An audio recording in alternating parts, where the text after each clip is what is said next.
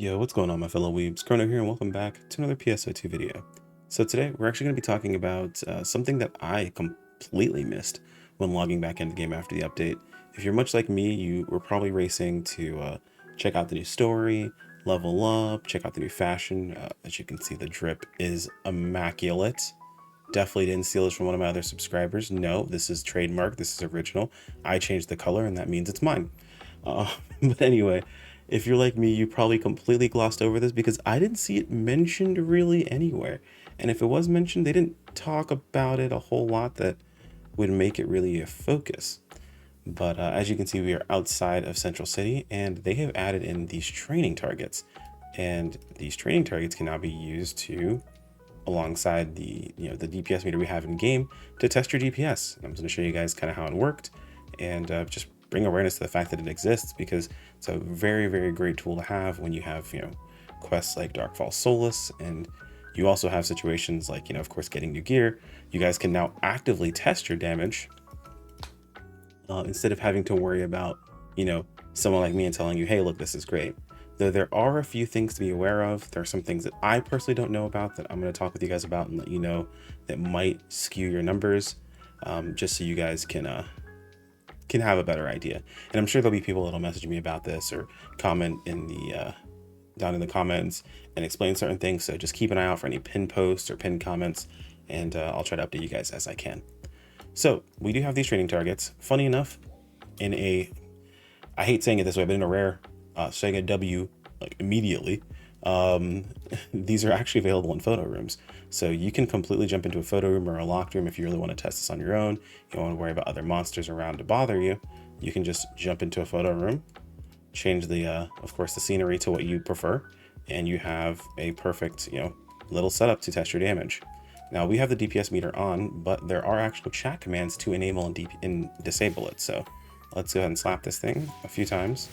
You can see our DPS in the top right hand corner, but if we were to type DPS, I believe off, it'll turn off the meter. Slap it a couple more times so you guys can see that it's still off. You can also type /DPS on, turn the meter right back on again. So easy way to turn it off and on. The other thing to be aware of is the last command is DPS clear. So this leaves the meter on, but it clears it, so it's reset. So hit it 3 more times, type it again, /DPS clear, and it clears it again and resets it for us. Also resets whenever you swap targets, so that's something I feel like they need to go ahead and change, is the DPS meter kind of works with the target.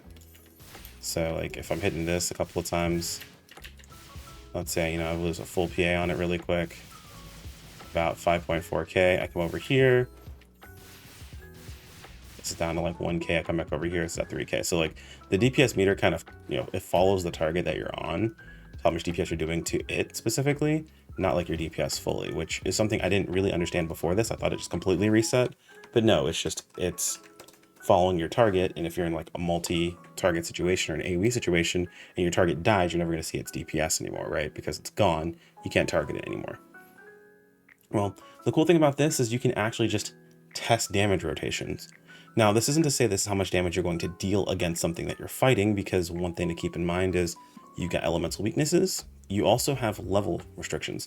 So this target is level 1, and we don't know, or at least I don't personally know, what its defense value is. And that defense value is going to play a part in the weapon that you're using, the level of the character, and that sort of stuff. It's going to play a role when you're focusing or you're testing your damage.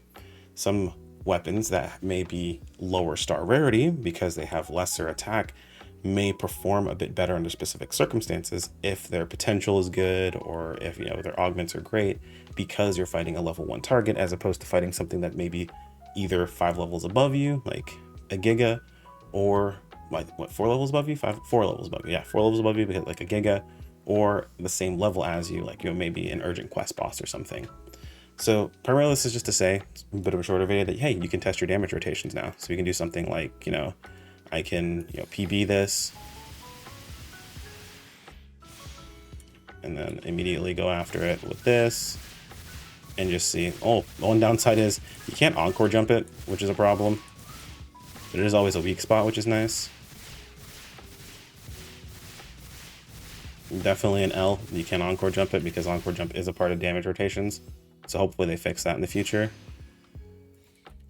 And then just go into it with our usual barrier spam. And you can do things like set yourself a timer. And you can really tell like how much damage you can push out. And this is more about, in my opinion, comparing. So like, let's say you're thinking to yourself, oh, like, what's a good damage rotation for a specific setup or a specific target if it's down, right? You can set yourself a timer for, let's say it's going to be down for like 45 seconds, like in a crazy down or something, or it's going to be down for like 30 seconds. You can see how much damage you can push out in 30 seconds of a specific PA or a specific rotation, and then change that setup. Something like this will allow you to tell realistically what you can do in that time frame. And it's more about comparing things that you're doing, not necessarily what you should be doing on another target. Like, just because I'm pushing out, what, 9k DPS on this training dummy does not mean that I should be pushing out 9k DPS on everything that I'm fighting all the time. You have to think about things like uptime. You have to think about things like, of course, what you're fighting, how often, you know, it gives you a weak spot to hit. Is there a weak spot to hit at all? All those different things come into play whenever you're testing damage. So this is just a really cool way for you to be able to tell like which of your PAs are actually good, right? Do you have some PAs that are great that you're trying to show people that they're really good rotations? Are some PAs super bad that you're trying to show people? You can do things like test how realistically bad holding normal attack on Ranger is, or how much more powerful some rotations on Slayer might be, since a lot of their PAs, technically speaking, are, you know, very close in damage when you're looking at their DPS, but something like their DPP, or, you know, their damage per photon point, is really bad and they use a ton of PP to do the same amount of damage. You can tell like how good that rotation itself is. And a lot of this will just allow you to test this very, very easily, very fluidly, just in-game. You don't have to worry about looking at a bunch of frame data like we have been up to this point. Frame data is still very useful, and I'll leave a link in the video description. You can kind of tell a lot by looking at the frame data, because you can see how much DPS you can push out, you can see how much DPP you can push out. You can see, you know, how effective you can build Whirlwind, like on Fighter. A lot of these things are very useful to know, but this is just something in-game very easy you can jump to. If you have friends that just aren't really big on, you know, let's say reading frame data or anything along those lines, something you're very easily interested in. And you can do this together. Like, you can just jump in with a friend in-game. You can create a passworded room and then just go, or just walk outside, right? Doesn't matter if someone else is hitting this thing as well. When I hit it, it'll show my DPS, so that's really, really cool. And that was pretty much it. Nothing really crazy to talk about here. Just wanted to, you know, bring attention to this because I completely missed it when logging in. Everything else was kind of a priority, and this, to me at the time, wasn't really a priority. I hadn't even really seen it. But it isn't perfect. I do think we need some changes with the DPS beater. It'd be nice if there were a few of these close by so you could test AoE. And it would be nice if it didn't just give you the damage of whatever you were targeting at the time. It just continued. Also, you can't freeze your DPS. It just starts to decay over time. So keep an eye on it whenever you stop attacking, and you'll be able to tell how well you did. Anyway, guys, that's all I want to talk about. If there's anything that I missed, feel free to toss in the comments below. Let me know if you guys have come up with any new cool rotations since being able to test things out over here, and I'll be more than happy to read about it. Anyway, guys, take care. Peace out.